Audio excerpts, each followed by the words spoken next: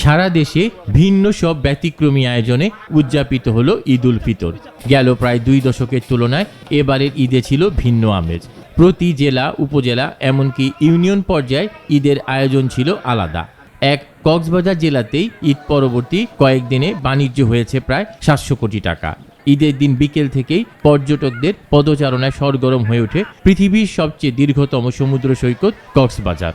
উৎসবের আনন্দ উপচে পড়ে গোটা বিচ এলাকায়।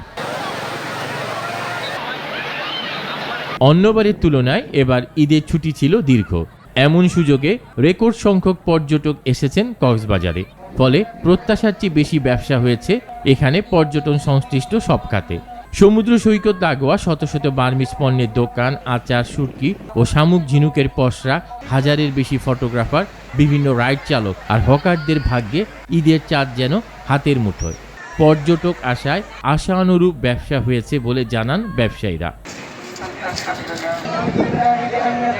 রমজানে কক্সবাজারের হোটেল মোটেলগুলো ছিল পর্যটক শূন্য, খা খা করছিল রোজার সময়। ঈদের পর 500-র বেশি হোটেল, মোটেল, গেস্ট হাউস ও কটেজে পর্যটক বেড়ে যাওয়ায় সেই ক্ষতি পুষিয়ে নিচ্ছেন হোটেল মালিক এবং যানবাহন সংশ্লিষ্টরা। এই জন্য অতিরিক্ত ভাড়া গুনতে হচ্ছে পর্যটকদের। খাবার মান ভালো আর পরিবেশটা ভালো। এখানে কোনো যারা কক্সবাজারে যেই সব লোকজন আছে এরা পর্যটককে অনেক মূল্যায়ন করে, অনেক সম্মান করে, সার করে কথা বলে। আর এমনি সেফটি হিসাবে আপনার নিরাপত্তা আছে। তবে দাম বাড়লেও পর্যটকদের সেবা নিশ্চিতের কথা জানান হোটেল সংশ্লিষ্টরা। প্রচুর দেশি বিদেশি পর্যটক কক্সবাজারে আগমন ঘটছে।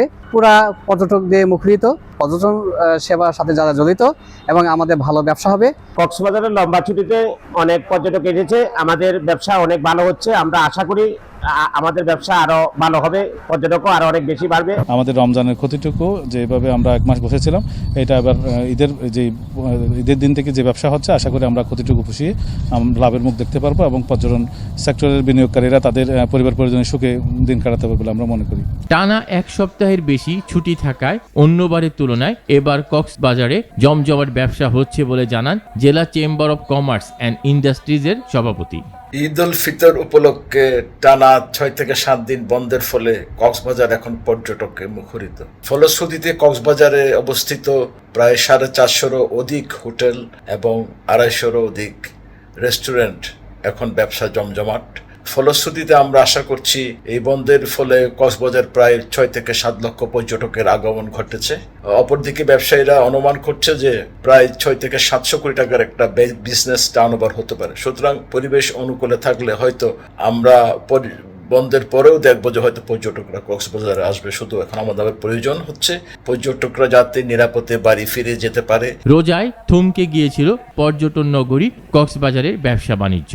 এতে কিছুটা ক্ষতির মুখে পড়েছিলেন ব্যবসায়ীরা। ঈদ পরবর্তী সময়ে সেই ক্ষতি কাটিয়ে উঠতে পারবেন বলে আশা করেন পর্যটন সংশ্লিষ্টরা। মাসুদ কামাল হিন্দোল, বৈশাখী সংবাদ।